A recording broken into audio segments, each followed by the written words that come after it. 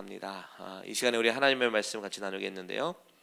하나님의 말씀은 고린도후서 12장 말씀, 고린도후서 12장 1절에서 10절까지의 말씀을 우리가 오늘 나누도록 하겠습니다. 자, 몸이 불편하지 않으시면 다 같이 자리에서 일어나셔서 저와 여러분 한 절씩 교독하도록 하겠습니다.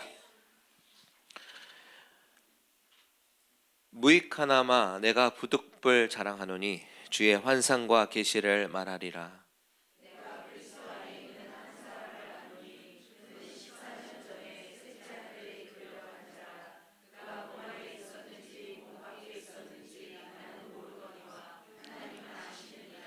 내가 이런 사람을 아노니 그가 몸 안에 있었는지 몸 밖에 있었는지 나는 모르거니와 하나님은 아시느니라.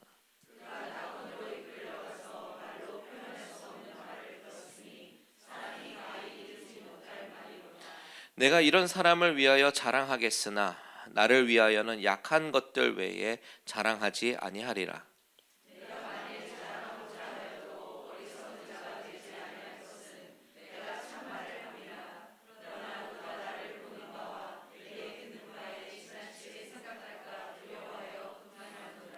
여러 계시를 받은 것이 지극히 크므로 너무 자만하지 않게 하시려고 내 육체의 가시 곧 사탄의 사자를 주셨으니 이는 나를 쳐서 너무 자만하지 않게 하려 하심이라.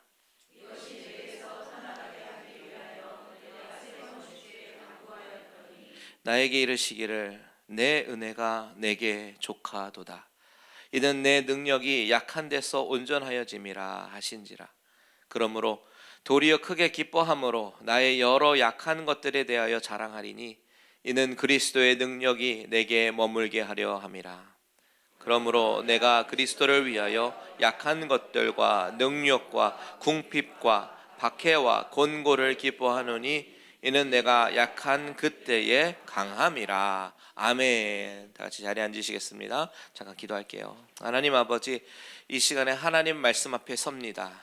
두렵고 또한 떨리는 마음으로 경외하는 마음으로 듣게 하시고 하나님께서 내 마음속에 깨닫게 해주시는 것이 있다면 그것에 또 순종하며 나아가는 귀한 순종의 역사가 일어나게 하여 주시옵소서. 감사드리며 예수님의 이름으로 기도합니다. 아멘. 아멘.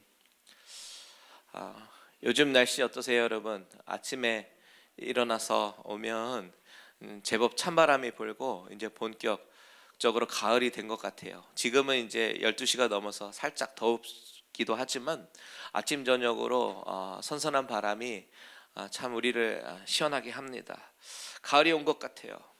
여러분, 가을 하면 무엇이 가장 떠오르십니까? 저는요, 추수감사절이 가장 먼저 떠올라요. 즉 가을은 감사의 계절이다라는 그런 생각이 들더라고요.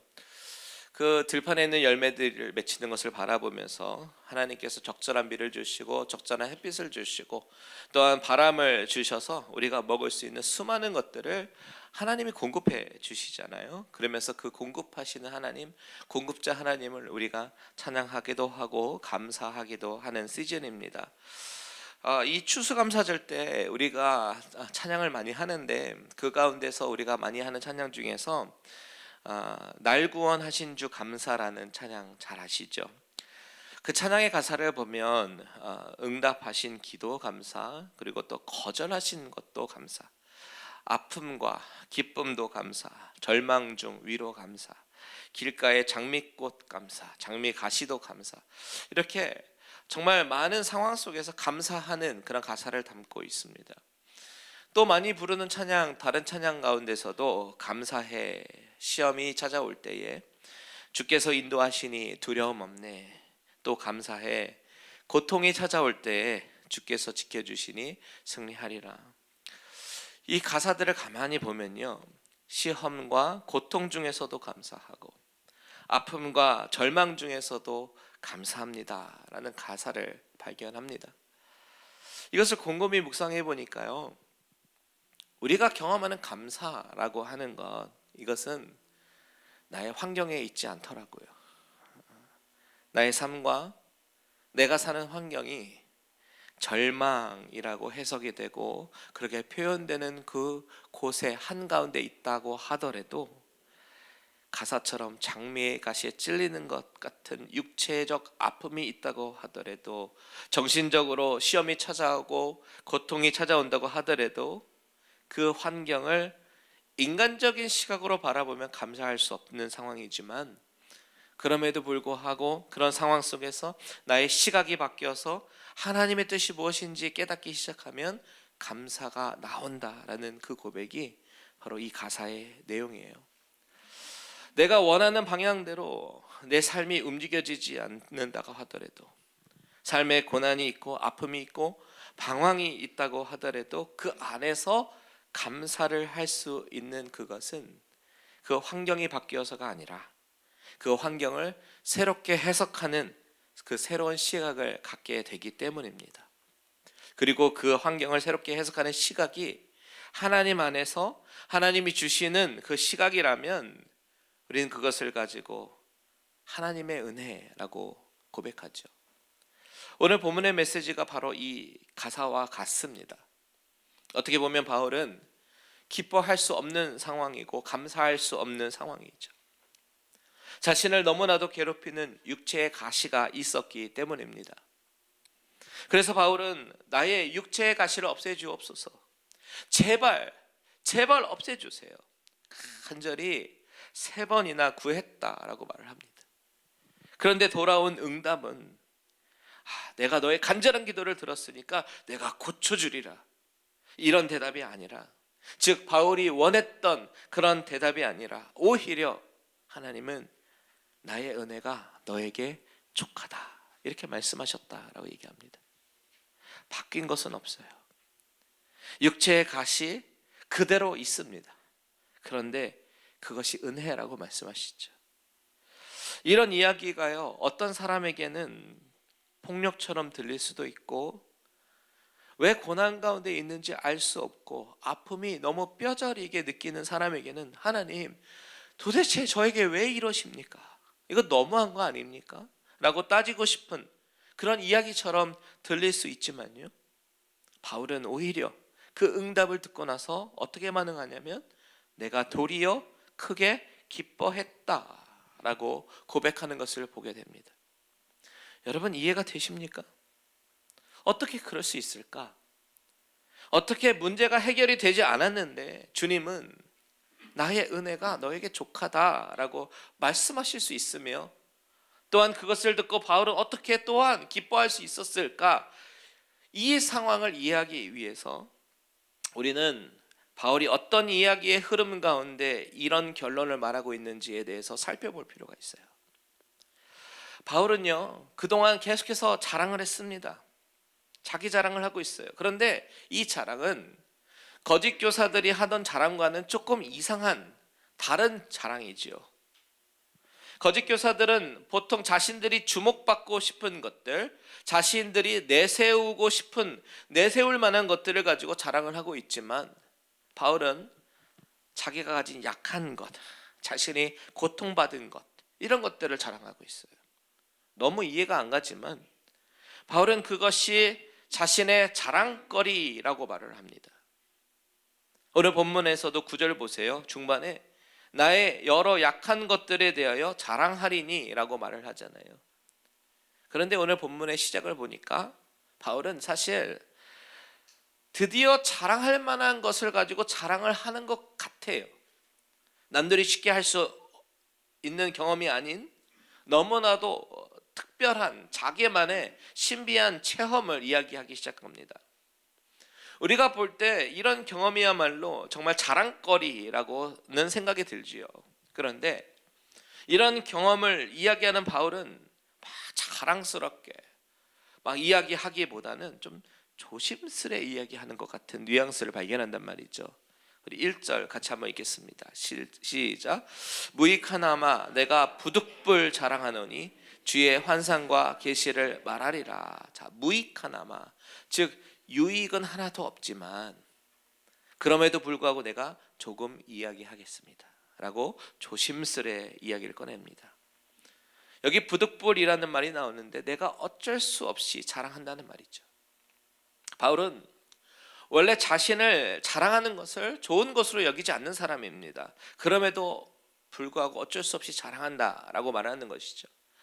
그가 어쩔 수 없이 자랑하는 그것이 무엇입니까? 결론부터 말씀드리면 이제 강함이 된 자신의 연약함입니다. 9절과 10절에 나오는 이야기죠. 자신의 연약함이 육체의 가시가 있었는데 그것을 없애주기를 바랬는데 그것이 오히려 그리스도의 능력이 나타나는, 그리스도의 임재가 나타나는 통로가 되었다라는 사실. 그래서 바울은 더 이상 그것이 연약함이 아닌 강함으로 인식되기 시작했다라는 것, 그것을 말하고 싶은 거예요. 그것을 말하기 위해서 먼저 자신이 경험한 환상과 계시의 이야기를 시작합니다. 여기서 환상이라고 하는 것은 헬라어로 옵타시아라는 단어로 사용되었는데 이 단어의 정의는 supernatural vision이라는 뜻입니다. 초자연적으로 눈으로 보는, 눈에 보이는 것들을 이야기하는 것입니다. 그래서 영어 성경에서는 vision이라고 번역을 하죠. 또한 계시라고 하는 이 단어는 헬라어로 아포칼리시스라고 하는 단어인데 이것은 영어로 reveal, 드러내다에서 나온 명사형 revelation입니다. 그래서 한국어로는 계시, 뜻은 드러냄이라는 뜻이겠죠. 그러니까 바울이 뭔가 보았어요. 뭔가 보았고 뭔가 들었습니다. 하나님께서 드러내시는 무언가를 들었다는 것이죠. 무엇을 들었나? 4절에 보니까요, 말로 표현할 수 없는 말을 들었다라고 얘기하죠. 그것은 사람이 가히 이르지 못할 말이다 라고 표현합니다. 너무나도 신기한 경험입니다. 그런데 바울은 이것을 이야기할 때 자신이 마치 대단한 영적인 체험을 하고 영적인 능력이 있는 사람인 것처럼 자신을 드러내면서 자랑하면서 이야기하지 않습니다. 아주 조심스럽게 마치 제3자가 경험한 것처럼 자신의 이야기를 하기 시작합니다. 2절과 3절 보십시오. 같이 한번 읽어볼게요. 시작. 내가 그리스도 안에 있는 한 사람을 아노니 그는 14년 전에 셋째 하늘에 이끌려 간 자라. 그가 몸 안에 있었는지 몸 밖에 있었는지 나는 모르거니와 하나님은 아시느니라. 내가 이런 사람을 아노니 그가 몸 안에 있었는지 몸 밖에 있었는지 나는 모르거니와 하나님은 아시느니라. 자, 내가 그리스도 안에 있는 한 사람을 안다. 제3자처럼 이야기하지만 사실 자신이 경험한 이야기를 하고 있죠.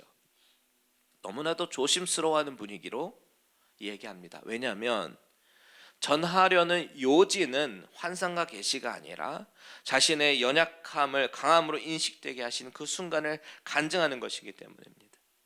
자, 바울이 하는 이야기를 좀 더 볼까요? 내가 그리스도 안에 있는 한 사람을 아는데 그는 셋째 하늘에 이끌려간 사람이래요. 그것도 14년 전에. 셋째 하늘이라고 하는 것이 무엇이냐면 당시 유대인들 사이의 개념은, 하늘의 개념은 몇 개의 층으로 되어 있다라고 생각했습니다. 첫 번째 하늘은 우리 눈에 보이는 하늘이죠. 새가 날아다니고 공기가 있고 구름이 보이는 이 대기권, 이것을 첫째 하늘이라고 생각합니다. 그리고 둘째 하늘은 그 대기권 밖에 있는 우주계, 해와 달과 별이 있는 그런 우주계를 둘째 하늘이라고 인식했습니다. 그리고 셋째 하늘은 하나님과 천사가 거하는 곳, 그곳을 셋째 하늘이라고 불렀어요. 그런 컨셉이 유대인들에게 있었기 때문에 바울이 셋째 하늘에 이끌려갔다라는 말을 할 때 그 말이 어떤 의미인지 그 당시 사람들은 유대인이나 헬라인이나 다 알아들었습니다. 그런데 그 셋째 하늘을 어떻게 다녀왔는가? 바울이 설명하는 거예요. 그가 몸 안에 있었는지 몸 밖에 있었는지 나는 모르거니와 하나님은 아시느니라. 2번이나 말합니다. 이 말은 그가 육체와 함께 올라갔다 왔는지 아니면 영혼만 다녀왔는지 나는 모르겠다. 하나님만 아신다. 그만큼 신비한 체험이었고, 우리 한국식으로 표현하면 꿈인지 생시인지 구별이 잘 안 되는 그런 상황이었다라는 의미입니다. 아주 황홀한 중에 자신의 눈으로 본 비전은 자신이 3층 천으로 올라가서 셋째 하늘로 올라가서 하나님을 만났다라는 거예요. 그런데 2절에 보니까 어떤 표현이 있냐면 하늘에 이끌려갔다. 수동태로 단어가 쓰였거든요. 여기서 이끌리라는 단어도 원어로 보니까 그냥 천천히 이끌려간 것이 아니에요. 확 낚아채는 것 같은 모습을 표현하는 단어가 쓰였습니다. 영어로는 catch-up 이렇게 번역하지요. 무언가 따라가서 잡는 것, 그것의 수동태로 보면 됩니다. 무슨 이야기입니까? 바울은 알 수 없는 힘에 이끌려서 강권적으로 끌려서 셋째 하늘까지 올라갔다. 그 이야기를 하는 거예요. 자, 여기까지 이야기만 들어도요, 아주 흥미진진한 이야기입니다. 와, 계시와 환상, 신비롭다. 사람들은 그 이야기 속으로 막 빠져들기 시작했을 거예요. 게다가 4절에 보니까요, 그가 낙원으로 이끌려가서 말로 표현할 수 없는 말을 들었으니 사람이 가히 이르지 못할 말이로다. 어떤 소리를 듣습니다. 그 소리는 바울이 사용하고 있는 언어, 사람의 언어로는 표현할 수 없는 신비한 말을 하고 있는 것이죠. 그것을 들은 거예요. 그것은 하나님으로부터 들은 계시들이었습니다. 너무나도 충격적이고 놀라운 간증입니다. 자, 여러분, 대부분의 사람들은 만약에 그런 경험을 했다면 아주 우쭐거리는 마음이 있었을 것입니다. 하지만 바울은 최대한 그 우쭐거림을 숨겼어요. 아니죠. 네, 말을 안 합니다. 근데 대부분의 사람들은 막 우쭐거리면서 막 겸손한 척 할지도 모르겠습니다. 막 자랑스럽게 교만스럽게 얘기합니다.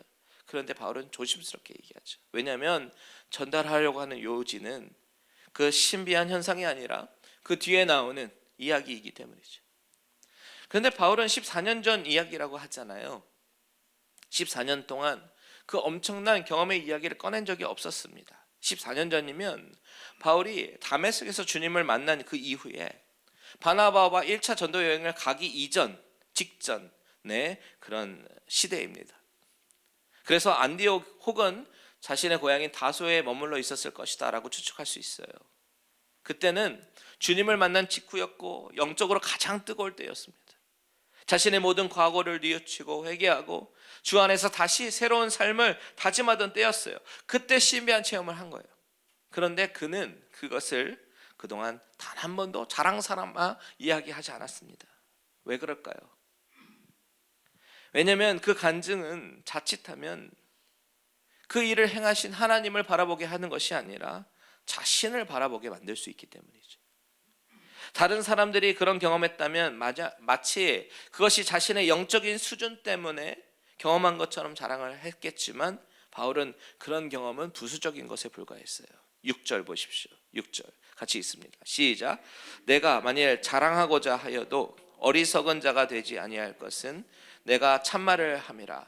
그러나 누가 나를 보는 바와 내게 듣는 바에 지나치게 생각할까 두려워하여 그만두노라. 진실을 이야기하지만 내가 그 경험을 이야기하기 시작하면 사람들이 어떻게 할까 봐? 나를 보는 바와 듣는 바에 지나치게 생각할까 봐 두려워해서 그만뒀다라고 얘기합니다.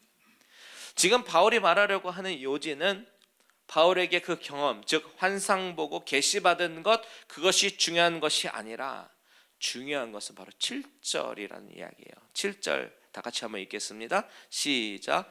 여러 계시를 받은 것이 지극히 크므로 너무 자만하지 않게 하시려고 내 육체의 가시 곧 사탄의 사자를 주셨으니 이는 나를 쳐서 너무 자만하지 않게 하려 하심이라. 그 신비한 경험을 통해서 나에게 말씀하신 그 계시가 너무 놀라워요. 그리고 너무 큰 거예요. 그 큰 계시를 받고 바울은 스스로 자만하지 않게 하시려고 하나님이 바울의 육체 가운데 육체의 가시를 주셨다라고 말하고 있는 것입니다. 그 육체의 가시는요, 바울에게 있어서는 너무나도 아프고 너무나도 괴로운 것이었어요. 얼마나 아팠으면, 얼마나 괴로웠으면 사탄의 사자라고까지 표현하겠습니까? 그런데 하나님이 나에게 그 아픔을 주신 그 이유는 나를 겸손하게 하는 도구로 육체의 가시를 주셨다라고 고백합니다. 이 비밀을 깨닫게 되는 것이 바로 계시의 순간, 환상의 순간, 신비한 경험을 하는 그 순간에 깨닫게 된 것입니다. 이렇게 어마어마한 계시를 주셨는데 겸손하라고 나에게 아픔을 주시는구나 라는 것으로 이 육체의 가시에 대해서 많은 성경학자들이 뭐 간질병이다, 뭐 눈질환이다 이렇게 얘기하는데요. 그것이 무엇이든 상관없이 바울에게 너무나도 큰 고통이었음에 확실합니다. 왜냐하면 이것을 없애달라고 3번이나 간절하게 구했기 때문이죠. 그랬더니 주님이 하신 말씀이 뭐예요? 너의 은혜, 나의 은혜가 너에게 족하다라고 말씀하셨다는 거예요. 여러분, 사실 이것은 바울이 기대하고 원했던 기도의 응답은 아닙니다. 육체의 가시가 없어지는 것을 구했는데 그 육체의 가시는 없어지지 않고 나의 은혜가 너에게 족하다라고 말씀하시는 거, 너무나도 어떻게 보면 화가 날 법한 상황이기도 하죠. 그런데 바울은 크게 기뻐했대요. 8절과 9절 함께 읽겠습니다. 시작. 이것이 내게서 떠나가게 하기 위하여 내가 3번 주께 간구하였더니 나에게 이르시기를 내 은혜가 내게 족하도다. 이는 내 능력이 약한 데서 온전하여짐이라 하신지라. 그러므로 도리어 크게 기뻐함으로 나의 여러 약한 것들에 대하여 자랑하리니 이는 그리스도의 능력이 내게 머물게 하려 함이라. 자, 어떻게 바울은 이런 상황 속에서 기뻐할 수 있었을까? 왜냐하면 주님이 하시는 말씀의 그 의미 깊이 이를 깨달았기 때문입니다. 내 상황은 변하지 않았어요. 하지만 나의 관점이 바뀐 것이죠. 아까 서두에서 말씀드린 찬양의 가사처럼 장미 가시에 찔리는 육체의 아픔이 있고 정신적으로 시험이 찾아오고 고통이 찾아온다고 하더라도 그 환경을 인간적인 시각으로 바라보면 감사를 할 수 없죠. 그런데 그럼에도 불구하고 그런 상황 속에서 나의 시각을 바꾸어 주셔서 하나님의 뜻이 무엇인지 깨닫기 시작하면 감사가 나온다라는 그 가사의 고백, 그것이 바로 바울이 깨닫게 된 감사라는 거예요. 주님이 나의 은혜가 너에게 족하다라는 그 말씀 한마디에서 바울은 그냥 무너져 내려버린 거예요. 나의 연약함, 그것을 주님이 사용하셔서 당신의 강함을 드러내시는 도구로 사용하시겠다라는 말로 이해가 되었기 때문입니다. 여러분, 9절에서 빨간 부분 한번 자세히 묵상해 보세요. 내 은혜가 내게 족하도다. 이는 내 능력이 약한 데서 온전하여 짐이라. 주님이 말씀하시는 이 말씀은 당신의 십자가를 말씀하고 계시는 거예요. 내 능력은, 즉 예수님의 능력은 약한 데서, 즉 십자가와 같은 극한 형틀에서 가장 연약하고 가장 뼈저리게 만들고 가장 눈물 짓게 만드는 그 십자가에서 바로 저와 여러분 같은 죄인을 온전케 만드신 능력이다라는 것입니다. 우리가 기대하는 능력은, 주님은 내 아픔을 없애주시고 내 고통을 바꿔주시고 내 힘든 상황을 가장 행복한 상황으로 바꿔주실 것을 기대하지만, 주님이 바울을 통해서 우리에게 알게 하시는 것은 주님의 능력은 바로 십자가임을 알려주시는 거예요. 우리의 시각을 바꿔주시는 것이죠.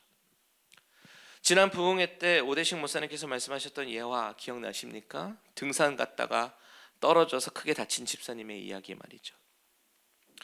어떤 사람은 그런 상황을 바라보면서 어떻게 하나님께서 그러실 수 있나? 기도했는데 왜 그 모양이야? 예수 믿는 사람이 왜 그 모양이야? 이렇게 생각할 수 있겠지만, 그 집사님은 뭐라고 고백합니까? 죽을 수 있는 상황 속에서 살려주심에 감사합니다라고 고백하잖아요. 이것이 바로 같은 상황을 믿음의 눈으로 바라보는 신자의 고백이다라는 것입니다. 바울의 요지는 자신이 체험한 그 계시인 가운데 나를 너무나도 자만하지 않게 하시기 위해서 하나님이 나에게 육체의 가시를 주셨다라는 사실을 말하고 있어요. 그리고 그 육체의 가시가 아픈 것, 나에게 너무나도 페인풀한 것이라고 해석되던 나의 시각을 하나님이 바꿔주셔서 은혜임을 깨닫게 된 것이 너무나도 기쁘고 감사하다라고 고백하는 것입니다. 그래서 이렇게 이야기하죠. 9절 중반, 우리 그러므로부터 10절까지 같이 한번 읽겠습니다. 시작. 그러므로 도리어 크게 기뻐함으로 나의 여러 약한 것들에 대하여 자랑하리니 이는 그리스도의 능력이 내게 머물게 하려 함이라. 그러므로 내가 그리스도를 위하여 약한 것들과 능력과 궁핍과 박해와 곤고를 기뻐하노니 이는 내가 약한 그때의 강함이라. 자, 여기 9절에요 보면 그리스도의 능력이 내게 어떻게 한다고요? 머물게 하려 한다라고 얘기합니다. 여기서 머문다라는 단어, 에피스케노라는 단어의 뜻은요, 장막을 치다라는 그런 뜻이에요. 성경에서 장막은 하나님의 임재를 상징하지 않습니까? 결국 하나님의 임재가 들어오는 통로가 무엇인가? 바로 연약한 나의 육체의 가시라는 거예요. 여러분, 우리가 기도를 하면서 기대하는 것은 하나님의 능력을 보여주셔서 나의 병든 것 낫게 해주시고 귀신 들린 자 온전케 하시고 나의 최악의 경제적 상황 속에서 일으켜주시고 부유하게 해주세요. 대박나게 해주세요. 이것이 우리가 기도를 하면서 기대하는 그런 것들입니다. 즉 하나님, 내 뜻은 이것입니다. 이거 하나님 완벽하시잖아요. 온전하시잖아요. 능력 있으시잖아요. 그러니까 내 소원 들어주세요. 이것이 우리 기도의 실제입니다. 그런데 이 놀라운 십자가의 신비를 깨닫게 되면 저와 여러분의 눈물덩어리, 근심덩어리, 결국 하나님의 임재가 들어오는 통로라는 사실을 깨닫게 되는 것입니다. 참 많은 아픔과 고난 가운데 계신 성도님들 계시죠. 그것은 나를 자만하지 않게 하시는 육체의 가시일 뿐입니다. 그 아픔이 경제적인 아픔이든 육체의 아픔이든 관계의 아픔이든 그 모든 아픔 우리는 없어지길 바라지만요, 오해하지 마십시오. 그렇게 기도하지 말라는 것이 아니에요. 모든 아픔과 고통, 바울도 육체의 가시 없어지게 해달라고 기도하잖아요. 그렇게 기도하세요. 그런데 하나님의 응답이 내가 원하는 대로 되어지지 않는다고 하더라도 우리가 무엇을 기억해야 되냐면 오히려 그것을 통해서 하나님 앞에 더 깊게 나가는 통로가 되고 하나님이 임재하시는 통로가 되고 그런 약함 가운데 강하게 역사하시는 십자가의 능력이 나타나는 도구가 된다는 사실을 믿으시기 바랍니다. 내가 원하는 것은 그 모든 아픔이 없어지는 것이지만 설사 그리 아니하실지라도 하나님의 깊은 은혜를 발견하고 기뻐하는 귀한 믿음 가지시는 저와 여러분들 되시기를 주님의 이름으로 축원드립니다. 아멘. 우리 다 같이 찬송가 300장 찬양하고 기도하겠습니다.